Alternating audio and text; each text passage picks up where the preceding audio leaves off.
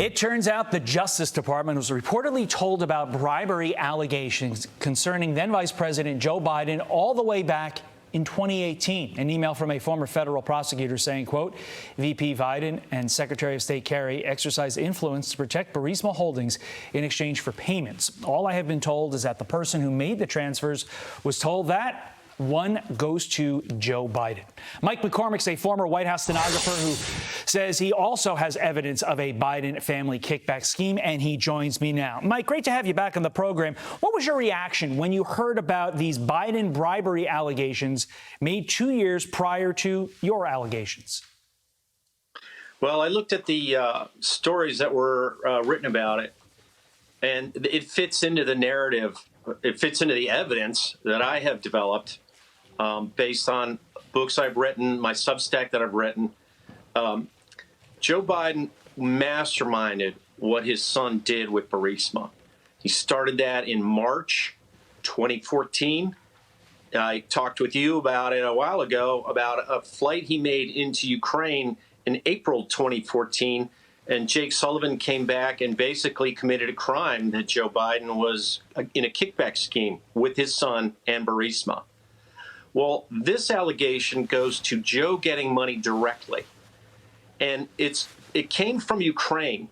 The prosecutor the American, Mr. Cummins, was given this information from a Ukrainian prosecutor, and it involved two John Doe whistleblowers. One said it looks like a wire transfer went directly from Mykola Zlochevsky, the owner of Burisma Holdings, who put Hunter Biden on the board, specifically to Joe.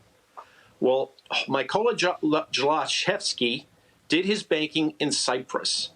And that flight I talked to you about, April 21st, 2014, 3 weeks after that flight, Joe Biden flew to Cyprus on a very unusual White House trip. No press on it. Interesting. Very little reporting. Not a lot of people headed to Cyprus, really ever, but specifically from the United States government. When you piece these two allegations together, Mike, what conclusion do you have to draw?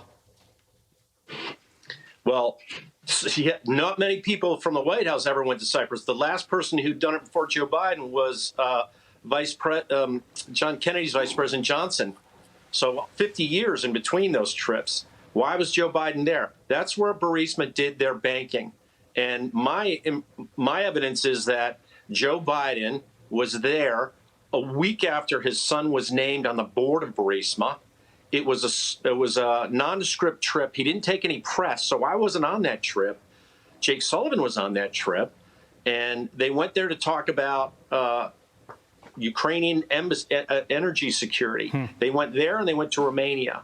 So Joe Biden is up to his neck in this criminal activity between Burisma, his son, and this whistleblower may have the evidence that says this money went directly to Joe. We saw it. If it did, it came out of Cyprus. Let's go back to that whistleblower, Bud Cummins, for a second. Instead of investigating the bribery allegations that he raised, the former federal prosecutor Cummins himself was investigated, alleges that he had his phone data accessed.